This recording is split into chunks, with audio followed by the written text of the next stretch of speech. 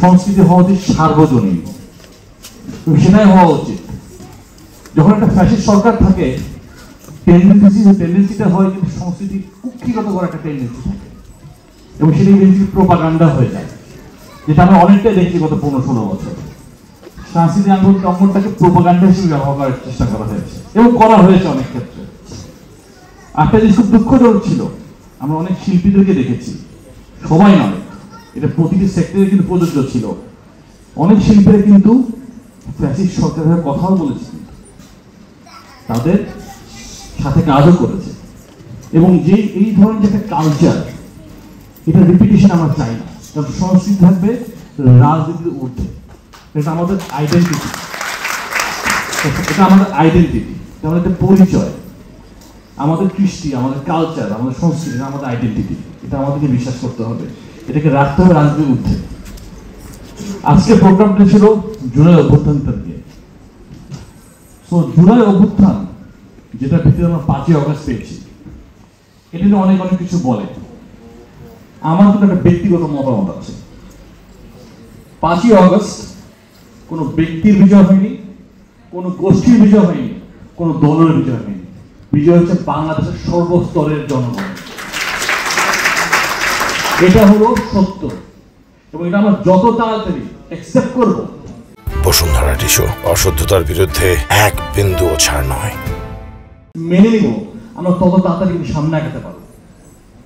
এখন আমরা একটা দেখি বিষয়টা বিভাজন আছে, এটা নিয়ে অনেক দ্বিমত আছে। দ্বিমত অ্যাকচুয়ালি নাই, রাজনীতি করা হচ্ছে এটাকে নিয়ে।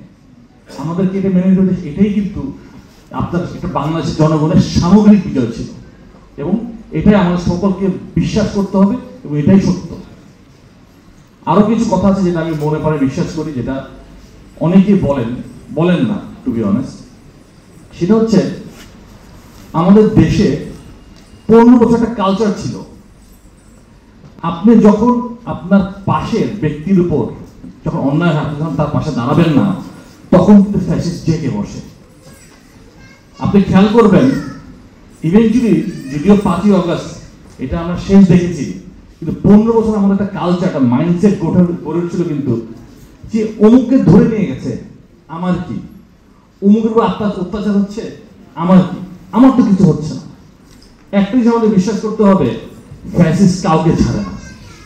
ইভেন্চুয়ালি আপনি যদি আপনার দেশের একজন নাগরিকের পক্ষে না দাঁড়ান, তার পক্ষে যে তার উপর যখন অন্যায় হয়, অবিচার হয়, আপনি যখন তার পক্ষে না দাঁড়ান, ফ্যাসিস্টই জেগে বসে, ফ্যাসিস্ট কাউকে ছাড়ে না। ইভেন্চুয়ালি কি হলো, ব্যাংকিট হলো, এবং আমরা দেখেছি আমাদের ক্রীড়াঙ্গন বলেন, শাসনাঙ্গন বলেন, এই ক্ষেত্রে কিন্তু একটা বিপর্যয় হচ্ছে, অবক্ষয় করেছে। কিন্তু আমরা দেখেছি নায়িকেরা ইলেকশন করছেন, এমপি হচ্ছেন, দেখেছি না? এটা কি তাদের কাজ?